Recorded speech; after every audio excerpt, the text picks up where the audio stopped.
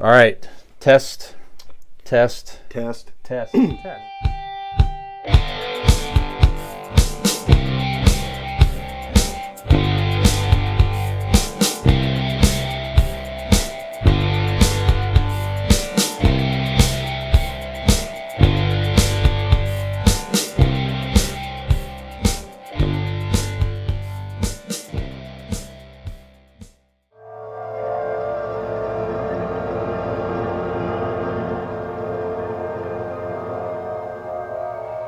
Somewhere between science and superstition, there is another world. The world of darkness.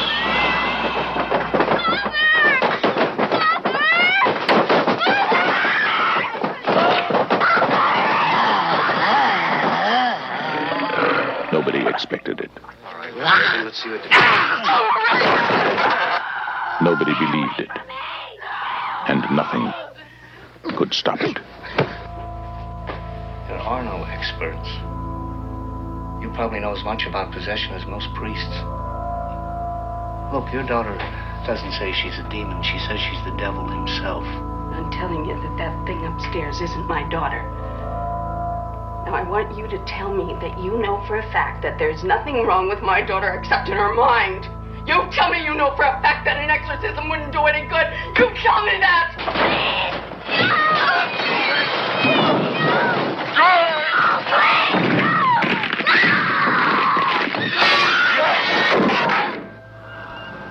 The one hope. The only hope. The Exorcist.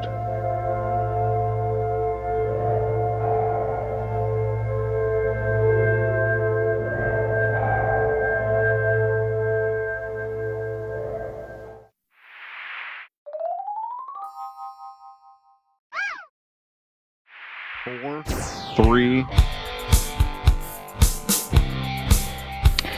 Welcome back to Convincing Idiots. A lot of video, movie moments, TV, different things as a kid can scare us, right? So now I've been scared, Nick, watching some of Dean's like home movies. You know, Dean as a young lad. Pretty frightening. You ever seen any of these? Mm-mm. Yeah. Scary. I bet. Very scary. Yeah. So I can imagine.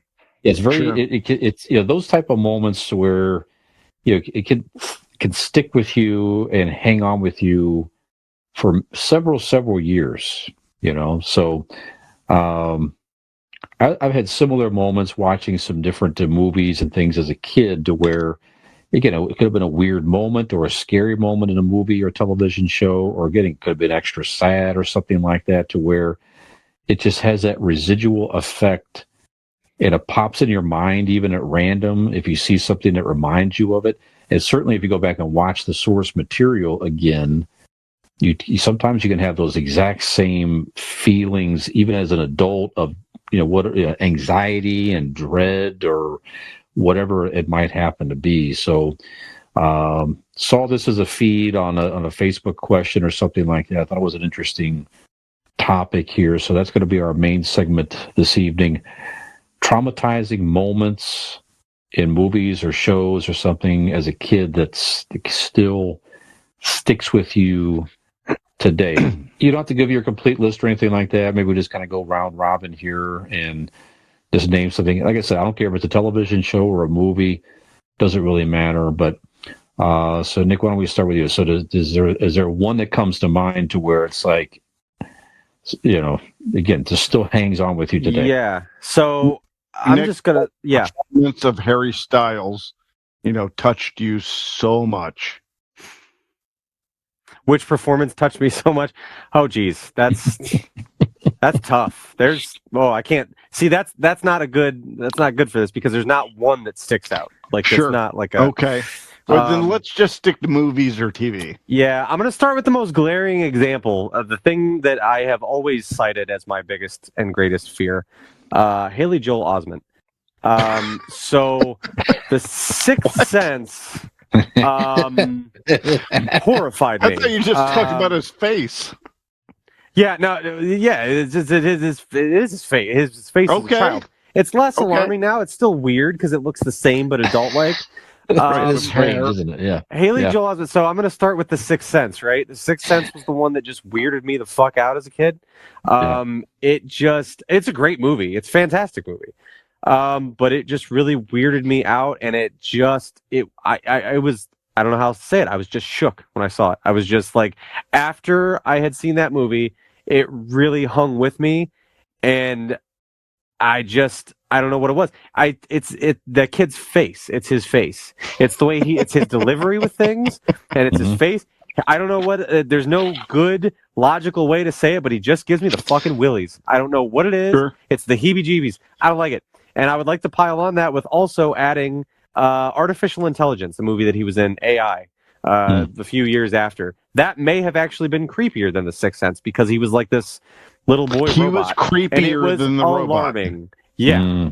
He All well right. he was yeah, he was a robot. He was okay. he was an artificial child for a family that could not have children. And he was just, obviously being a robot, he lacked social cues and things like that, where he was just fucking weird. And as he is in everything, it's fucking weird. So Sure. to this day, I don't really like to watch movies of childhood Haley Joel Osment in it because it freaks me out. So All right. Sure. Yeah. Sure. next, Makes sense. That makes sense. Very good. Is Dean a robot? Dean is not finely tuned enough to be a robot. Yeah, no Right. shit. If I'm Okay. a robot, we have not developed enough AI technology because, Yeah. if this is the end result, we fucked up. Okay. All right. So I Go ahead, want Dean. to go. Go ahead. Yeah. I want to go with my first memory of television touching me the way Where did it? right here. No, Show I me was- on the beer can where the TV touched you. and touch me here in the privates. No. I was probably sophomore in high school. The television show NYPD Blue was raging on. Jimmy Smits had taken over, and he was, ratings were up, but for some reason, Jimmy Smits was leaving. And they decided to write him off in such a beautiful way. It was they wrote him off as in he developed like an illness that they never explained, and nor should they have. It was just an illness that caught real quick and it just fired up. He was married to one of the other detectives, and she was all distraught. But Dennis Franz, his partner, was there. It was honestly the first thing that I remember in TV to make me cry, hands down. I remember standing in my bedroom in the basement of my parents' house, Just on missing. on a Tuesday night. Well, I did. That was another thing. I had clients and the whole deal. But for this night, it was a Tuesday night, ABC. I'm literally, normally any show you're kind of sitting back watching. I was standing in front of the television, crying, watching Jimmy Smits.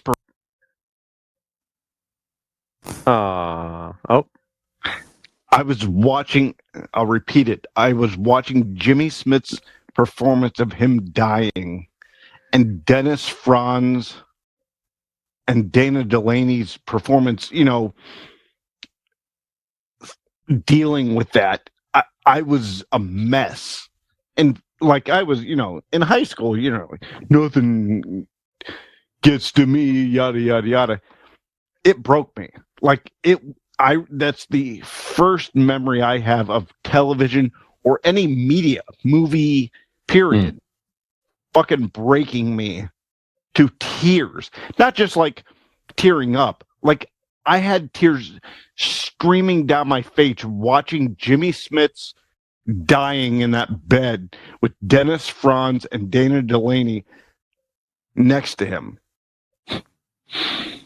That is like one of my heaviest moments of television. So, Yeah. Okay. All that's right. Very good. Excellent.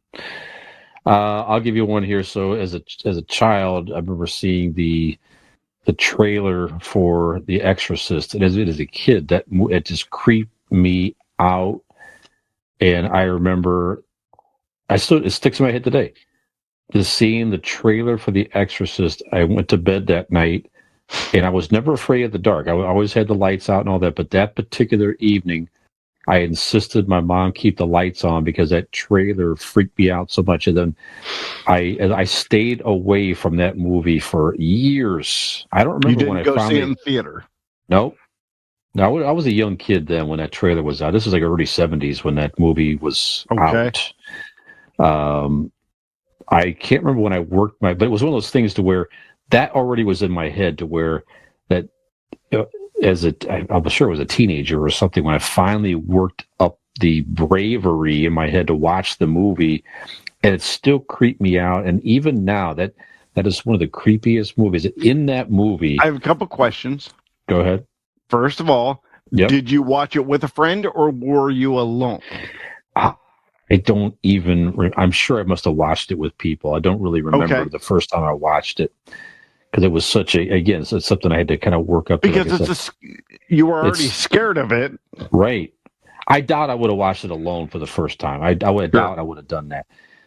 But watching the movie, just the flashes of the demon, Pazuzu, the demon. Yeah. Which I learned later was actually just it's a female actress with it's all it is. It's movies. But the scenes of that, just the flash of like the demon's face, just creep me the hell out, even to where when I see that face today, it's still frightening to me. So that just had such an impression on me as a kid. And even now, I don't watch that movie very often. I even own a copy.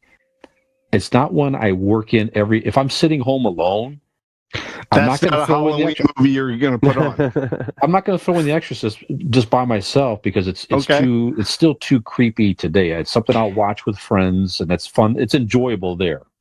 And share those moments. Did you go see it in the theater? I saw when they re-released it. Right. They added extra footage to it. So they had the scene when she walked down the stairs backward. That creeped me the hell out. That was the first time. Everything else garbage. Yeah, that was creepy. Well, she walked in her hand like the crab. Yeah, that was cool. On the steps. Yeah, that was weird. That was the only scene that needed to be added. I got chills to talk about right now. So it still has that impression upon me. So that's it. I'd watched The Exorcist, by myself or with friends or whatever. It was very scary, very fun. And I told my oldest sister who hadn't seen it, Dawn, and she's like, "Oh, I would never see it." I'm like, "All right, well, oddly enough, it's coming up in theaters, re-released." I'm like, all right, let's go see it, you and me. So we did.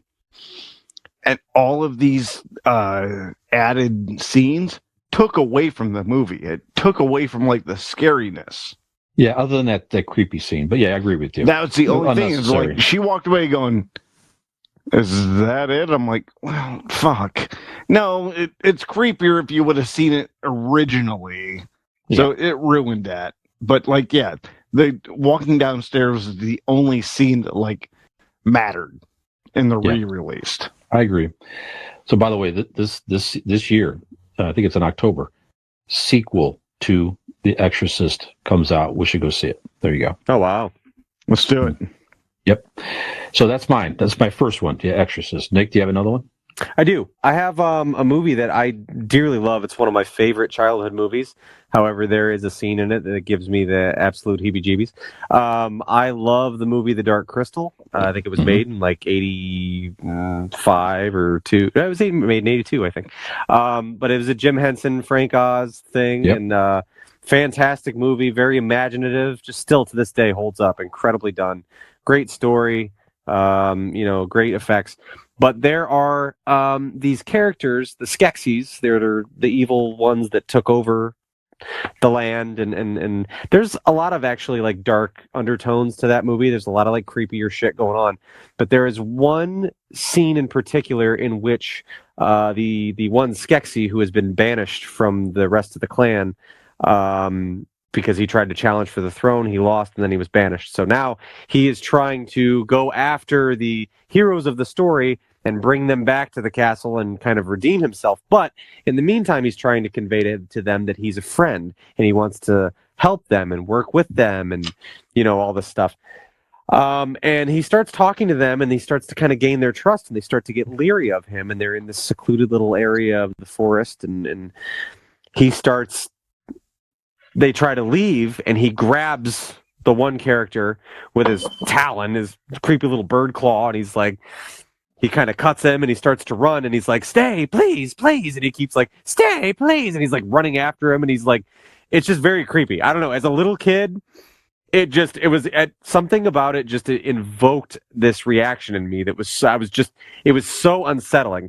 And I have that when I see, there's been movies and things like that where there is a theme of like this kind of a character that is kind of acting in a possessive way over someone where they're not free to leave or they're not free to, you know what I mean? And it's just, I don't know. I don't have any like personal history of anything happening to me, but I'm just like, it just weirded me out. Like that he just was trying to lure them in. And then the second it didn't go his way, he flipped and started getting a little more aggressive, a little more needy, a little more desperate. And I was like, I just didn't fucking like it. It's to this day, I'm just like, I like Brian on this podcast. Yeah, right.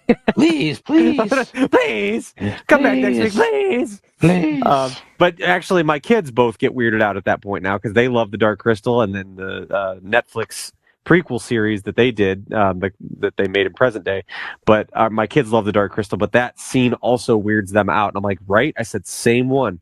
When I was your age, same part. I don't like it. It just weirds me out. So, yeah. Very good. Dean, do you have another one? Yeah. As he was talking about it, I thought about Pee Wee Herman's Big Adventure. Large Marge. You guys know that scene?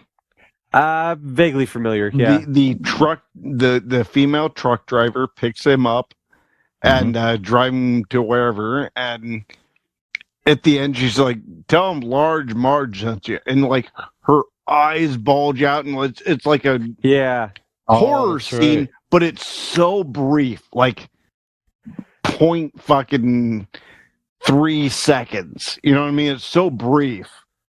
But now you're watching like, that's fun. But as a kid, like, like it was it was shocking. So yeah, I'm Large Marge in Pee Wee's Playhouse is my submission. Very good. Yeah, excellent. Nice. All right, so I saw this movie also as a kid. So that's where he's all coming from here. So I guess I'll keep saying I saw it as a kid, I guess. But watching the original Alien for the first time. Sure. The scene when the alien bursts out of the guy's stomach, that scene, you knew. Oh, no, not again. Yeah, you heard about it, whatever, but that was such a powerful scene. The effects at the time were, it's still amazing now, really. And what I didn't realize until, years later was when they played out that scene in the movie, the other actors did not know what was going to happen. So when that thing burst out of the actor's, looked like it burst out of his stomach, their reactions were genuine. My love. Hello, my darling. Hello, my right time girl. Yeah, genuine horror when that alien popped out of his stomach and sat there just covered with blood, and everybody's just, and then when it, and scurried away, it was like just so creepy and weird. There's a lot of scenes in that movie actually were very, very frightening and strange, especially for a young kid at the time watching it. I think I saw it on Movie Channel or Star Channel, I'm sure, is where I caught this. But that scene today, very powerful and creepy, burned in the brain today. Sure. So, very well done. Very well done movie. Obviously, it set the tone for several sequels and everything else, and the alien creatures are still very popular today. Yeah. Nick, do you have another one? I do. I've talked about some things that definitely scared me, but I don't know what it was about, people that were making movies for kids in the 90s, but they had a real talent for, like, let's break these kids' fucking heart. Let's rip their hearts out, right out. Sure. Whether it was Bambi's mom, I'm just going to lump them all together. Yeah, Bambi, okay? yes, We're talking right. about trauma. Bambi's mom, Littlefoot's mom from The Land Before Time, and then the king daddy of them all, Mufasa from The Lion King. To this day, it is hard for I have to hold back tears when Simba goes up to him and he's nudging him and he's going, "Dad, wake up, Dad, wake up, get up, come on, wake up." It's just, I don't know what it is. Even before I had kids, it was just so fucking heart wrenching to see, like, this little cub that tried to come to grips with what he ultimately knew, really. You know what I mean? But not wanting it to be true and trying to get his dad to wake up, and just like, he's going to wake up and he's going to be okay and we're going to go home and it's going to be fine. And it's just, there's so many movies like that, like childhood movies that, like, they kill the parent. Like, why? Just like, what is the vendetta against the little child hero's parent? Like, why? I don't know. But it happens in multiple movies, like I said, but it's just, definitely, Mufasa in The Lion King takes the cake, like the stampede. And like I said, it's not necessarily the falling or the, it happening, but it's Simba watching it and then going after the dust settles and trying to cling to some hope that his father is in fact not dead and he'll just get up and everything's going to be fine. It's so sad. It's so sad. So, Absolutely. Yeah, that's definitely a traumatizing. I mean, traumatizing. When I think traumatizing, I think a little more on the fear-based side, but definitely, like, as it just, I don't know. It's sad. It's still, like I said, it's still sad to me to this day. So, yeah. Very Dean, good. what makes That's a you good one. sad or afraid? Causes you trauma?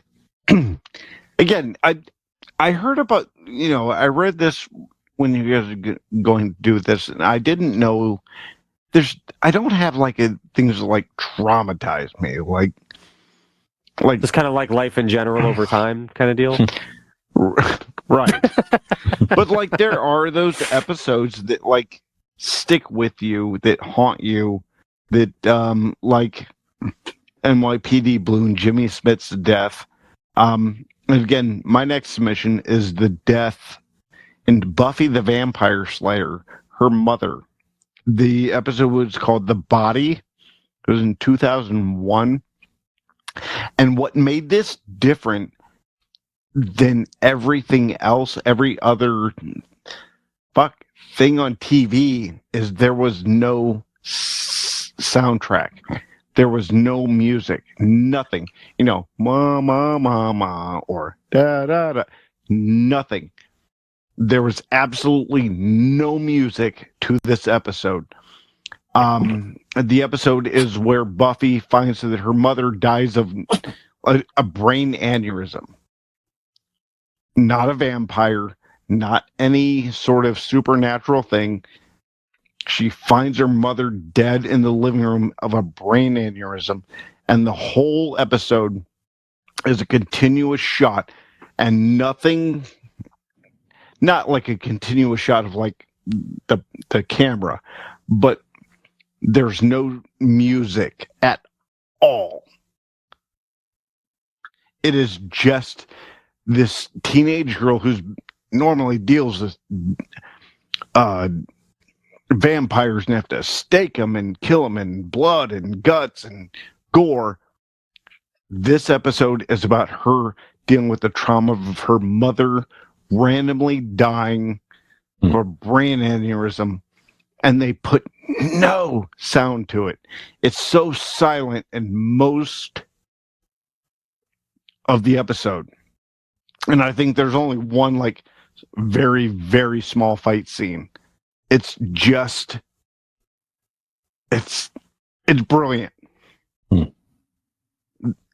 It's the Body episode of Buffy the Vampire Slayer is brilliant TV.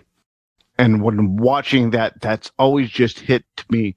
Again, not of like, oh my God, it shook me. I saw what TV can do.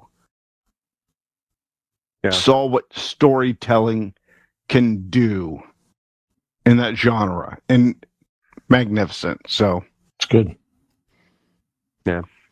The body episode of Buffy the Vampire Slayer, I think it was episode, I don't know, just look for the body. Yeah. Whatever. Always do. So That's I right. know you do. That's right. Very good. I'll kind of stick with the TV just for a minute here. Well, I'm not going to name specifics. DM MASH is playing those episodes and stick with you. From the Colonel Blake dying in the helicopter to some of the various series. So that MASH, that series in general, had plenty of hang with you moments. Even the finale still stick with me even today. But as a kid, one thing that really creeped me out as a kid, the old original $6 Million Man series, the great Lee Majors as Colonel Steve Austin. You can find these out there on streaming. There was an episode with Maskatron. So Maskatron were these androids, okay, and this really did it creepy to where they would take their face off. So the androids would take, or the face, and it was just look these up. Trust me. It's just it's just a dark circle. It's a human, it's a robot, but it was just a dark circle with wires and like an eye or something really weird like that. It just, as a kid, freaked me the hell out seeing these fucking Maskatron. I wound up getting a mask. I asked for it specifically, maybe because in a weird way, I don't know, but I want to overcome the fear. I got a Maskatron action figure as a kid. Well, you're Christmas. a masochist. Maybe. Well, I come back and do this show every week, right? So maybe that's something to that. True. No, it's just one of those creepy moments as a kid watching with my parents, and I remember seeing. It's in my brain right now. There was a woman that turned around or something like that. It was an actress that turned around and just had that fucking dark oval side of her with head. the wires and the fucking eyeball. I'm just like, what in the fuck? It still creeps me out today. $6 Million Man. Maskatron. It was probably early 70s. I was a young Brian at that point, young lad, pre-mustache, pre-mullet era. Wow, yes. Going way back. PMM mustache mullet area. There we go. Yeah. Nick, do you have any other ones? Yeah, I'll stick with TV as well, and this one proves that you don't have to be a child to be traumatized by something. Sure. This was relatively recent, within the last decade here. I've often talked about my love for Game of Thrones, and I think I've talked about this specifically. I've never been so shocked and appalled by an episode of TV and what had just transpired, and wished that I could have just started my day over like it didn't happen. Like that would make it just not happen. Then when the Red Wedding happened in Game of Thrones. So again, spoiler alert, I don't know, it was season 2 or 3 or something like that. But just, Game of Thrones, fantastic TV. It's probably the best show I've ever seen. But it's like this, I think I've discussed it briefly before, but essentially the story arc is the family that is still reeling from the loss of their father, husband, king, lord, leader of the house, whatever that is, lost at the end of the first season. It seems like the story arc is taking you to a place where they're collecting themselves and they're mounting the comeback, right? This is like, the good guys are going, these are clearly the good guys, the heroes of the story of all of this craziness that is happening. And these are the good guys, and this is the beginning of their rebellion, their mounting of, righting the wrong that has been done to them and to their house, right? And then it all just comes undone so wildly. Like, it's just they're ambushed and they're tricked, and the soon-to-be, or the guy that was the one child that is now the king of this kingdom is killed. They kill his wife and unborn child in the womb in front of him, like slice the mom in the stomach with the unborn child in there. I mean, behead his mom, like the whole fucking, it's called the Red Wedding. It is an absolute bloodbath. Sure. They just decimate the entire family. And you're like, what in the fuck just happened? Like, I still recall when I saw it, and I'm just like full on just mouth, just jaw to the floor, like just sheer shock and awe. And by this point, I mean, if I would have read the books first, I would have known this was coming. But at this point, I went back and read the books after watching the television series. But like, it was just, I was kind of glad it happened that way, because it was truly like, it should have been. You can't replace that. Oh fuck! Like, I had no idea this was coming, and holy shit, it caught me off guard. I mean, it completely just. Where do you go from here? Like, it was just one of those unbelievable moments. So, traumatizing too, as you can be as an adult watching a television show that you know is not real, but absolutely just completely, just decimated everything, and just completely like full on shock to the system. I like couldn't believe it. Devastated. So it's a good one. Yep. Dino, any more, Dean?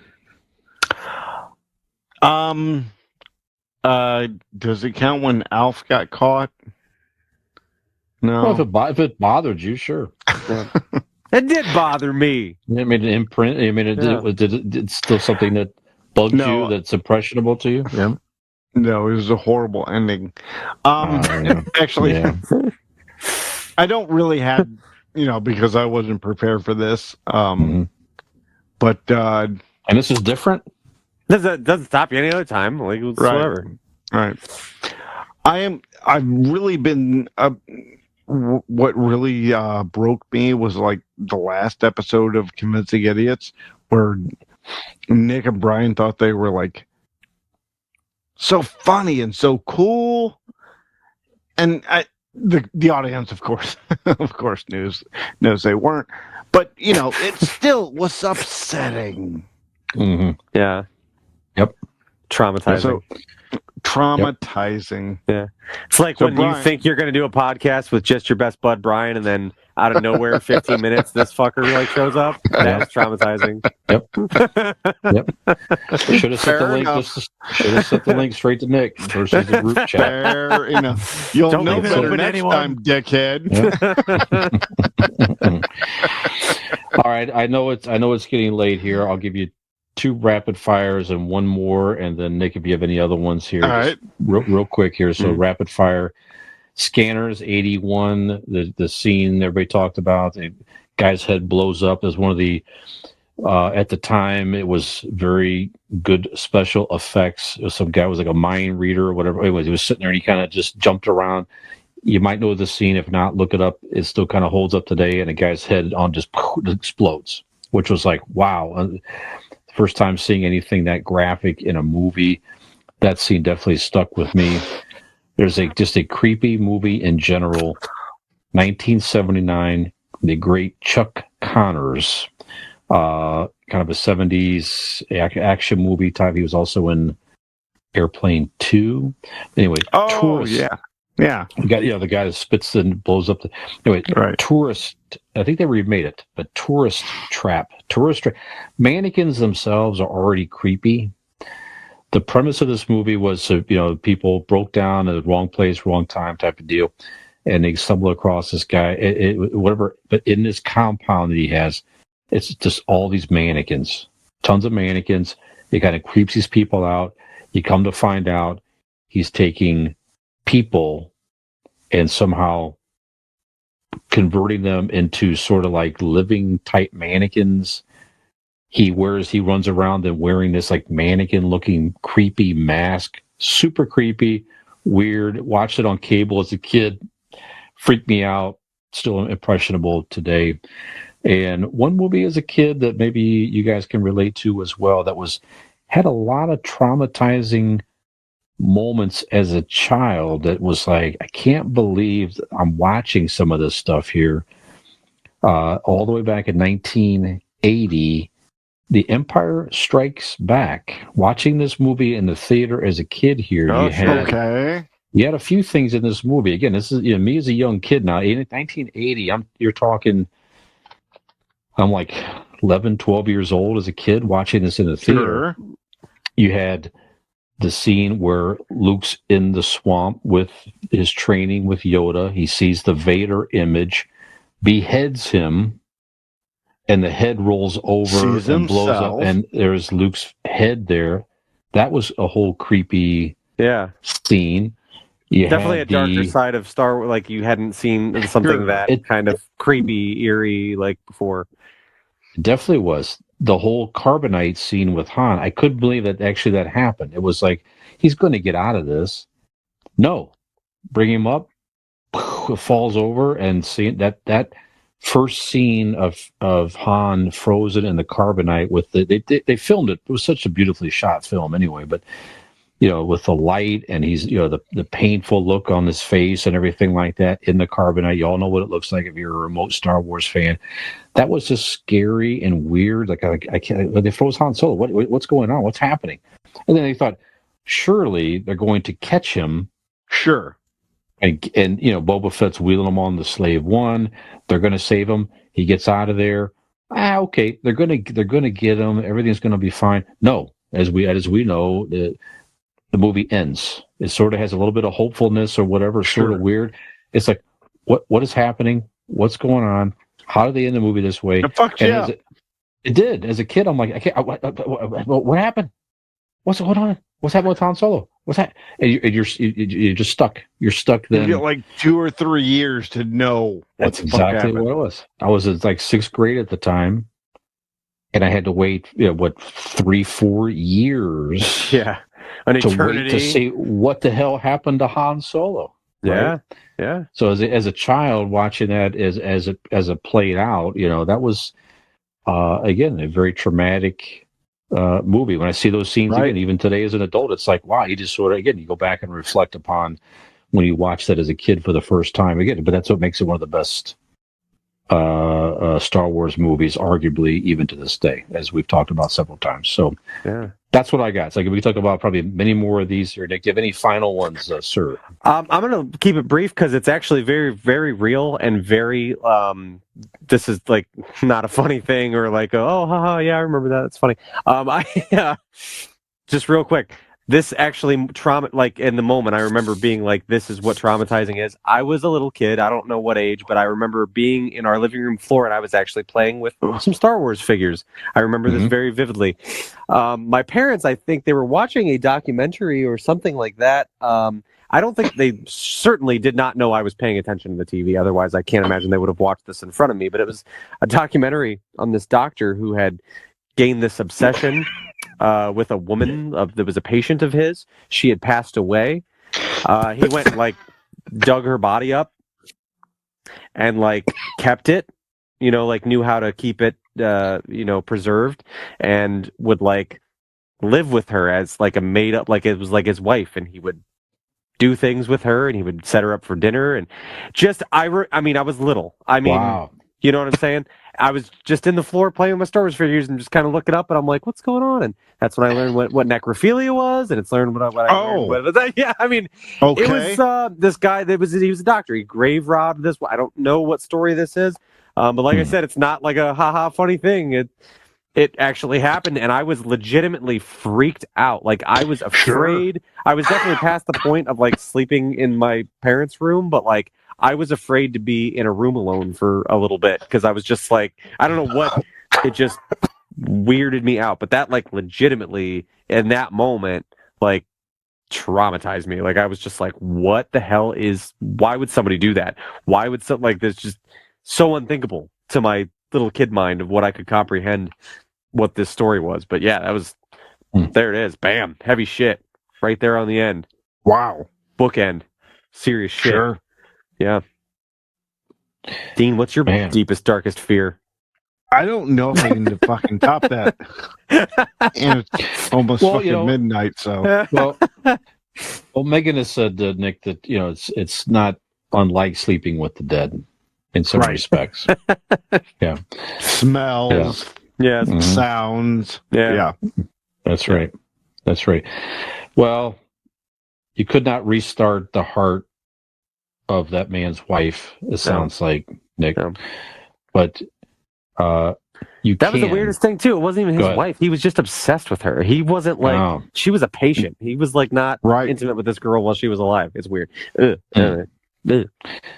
Well, you couldn't restart her heart, but you No. could restart. I'm trying to figure a clever segue, and I'm losing it You here. got So two times to figure it out, too. Yep. yeah, that's all right. So a heart that does live on. How about that? There you go. I like that. Okay. A heart that does live on with Mhm. vibrant life and energy, Mhm. right? Yeah. Is the heart within Golden Heart Tattoo, our partners over there. So if you're looking for, maybe you want to get a tattoo of something that traumatized you when you were younger as a way to sort of embrace your fear. There You you know go. what I'm Uncle's saying? balls. Yeah, embrace your fear, something like that. Right. So go check them out if you're in the Norton, Ohio area. You can find them on Facebook at Golden Heart Norton. Give them a call at 234-706-2982 and find them online at goldenhearttattoos.com. Scott Oswald and his partners have done work on all of us here. I'm getting the itch for another Twilight Zone tattoo. I think I'm going to sort of keep working on the sleeve here a little bit and contact Scott here very soon myself here. So go check them out. Golden Heart. I'll see him tomorrow. I'll tell him you want an appointment. Yeah, There you go. I'll look him up. Absolutely. What are you getting tomorrow? What are you getting? I get more work done on my arm, finishing off that one. So Okay. Very Yep. good. Obviously, you're getting the Convincing Idiots logo. of Absolutely. course. What else would Of you get? course. What else would anyone get? What else? What else is there? Just checking. Yep. Just checking. Yep. Okay. Guys, great episode. Great stuff. Y'all So are I'm- awesome. That's right. I'm feeling, Nick, if there's maybe the outro, something that maybe is there a character or something that maybe traumatized you or tied somehow to this conversation Freddy that you want to Krueger. maybe embrace your fear. There's something that scared you. You want to embrace the fear, overcome the fear in part by making that Okay. character perform our outro. How about that, sir? Well, a lot of people are really afraid of jerking off in public, so let's go with Pee Wee Herman. Okay, here's what we're gonna do. We could sit around and talk about necrophilia all night, or I could tell you where you can find Convincing Idiots online. That's right.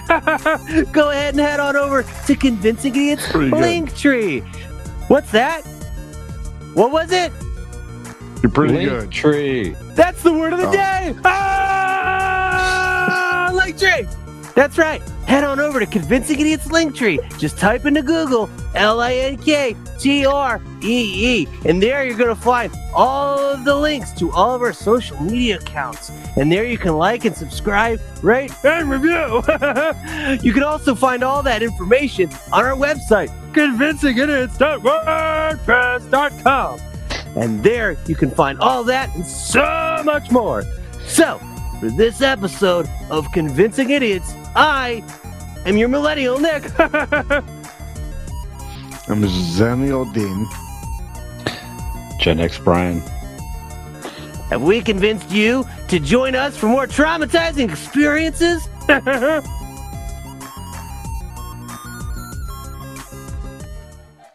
Zaniel Dean. Gen X Brian. Millennial Nick. If you like what you saw, like and subscribe.